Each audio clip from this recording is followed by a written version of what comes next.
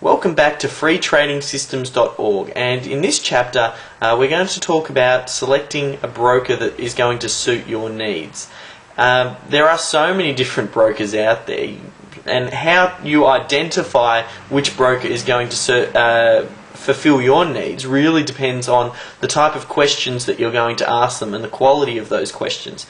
Now, fortunately, I've provided those list of questions that I believe to be most pertinent when interviewing a broker.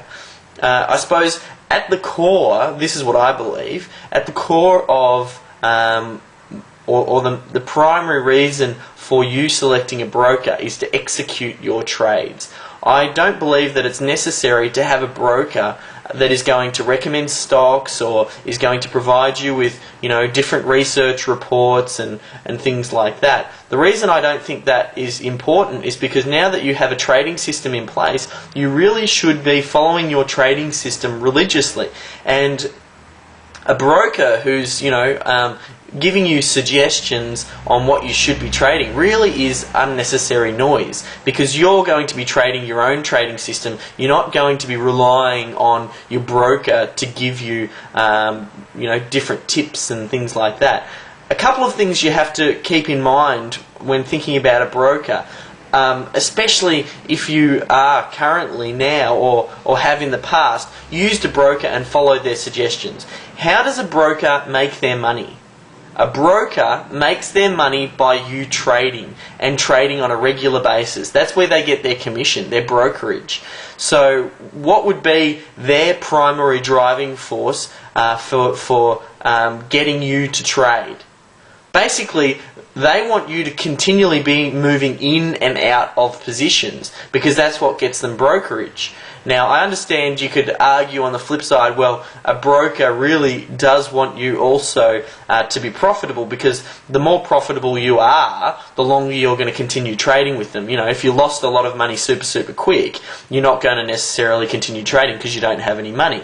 But there's a fine balance between, okay, they want you to be profitable, but to a certain extent as well, they want you to be trading on a consistent basis, because that's how they make their money. And I know many brokers that I have met, they work on a philosophy of almost like churn and burn. They want to get clients in through the door so that they can, get them to trade as much as possible, and when that client's burnt out, they just get another one to replace it. So that's my opinion on full service brokers. There are benefits for having full service brokers, but I sort of tend to lean towards you discount online brokers. The reason being, again, you're running trading as a business, and as a business you're looking to limit your expenses, and one of those expenses in trading is your brokerage. In fact, it's probably going to be your biggest expense. So if you want to limit that, you could go through an online broker. It really depends, though,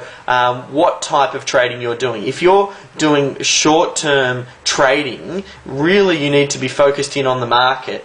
Therefore, if you're focused in on the market for short-term trading, you will probably be in front of the computer screen on a fairly consistent basis, and it's no troubles to trade online. But let's say that you're doing a really long-term trading system. If you're doing a really long-term trading system, it's not as necessary, and you might not mind as much paying the extra brokerage and things like that. And that might be one of the reasons that you do go through a full-service broker.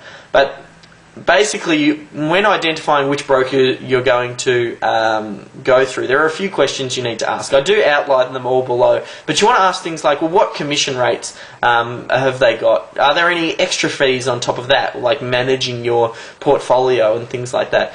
Are you allowed to trade multiple markets? Depending on where you move in the future, it's a good idea to have one broker that's going to be able to grow with you. So if you decide, well, ultimately, am I going to look at trading another market? Is that broker going to enable me the flexibility to do that? Can I make purchases over the phone? Maybe you might or might not find that important, depending on what type of trading system you're trading. Are there any minimum deposits that you need to open a trading account, and things like that? These are the questions that you do need to ask. And as part of the action steps down below, after you ask those questions, you need to identify which broker that you're going to use. I have got a broker search engine which basically you click on and you just fill in some details, and it's going to come up with different brokers that you can go and chat to. Again, it's really important to still ask them those questions to make sure that they are going to fulfill your needs and going to be appropriate for you. But that's your action step. There is one thing that just popped into my mind. I'll make sure I don't want to leave anything out. I just wanted to let you know as well, if you do go through a full service broker, remember that they are negotiable on their brokerage. Don't just think when they turn around and say, oh yeah, you're going to be charged 1% transaction fee. They're flexible, or not flexible, they have room to move on that, so make sure you negotiate. Don't necessarily just take the first rate that they give you. You said, tell them, oh, you know, I'm going to be a consistent trader and I'm going to be doing X amount of trades a month.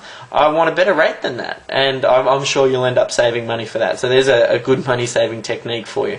Anyway, that's it for this chapter. Make sure that you find a good broker that fulfills your needs, and then I'll meet you on the next chapter.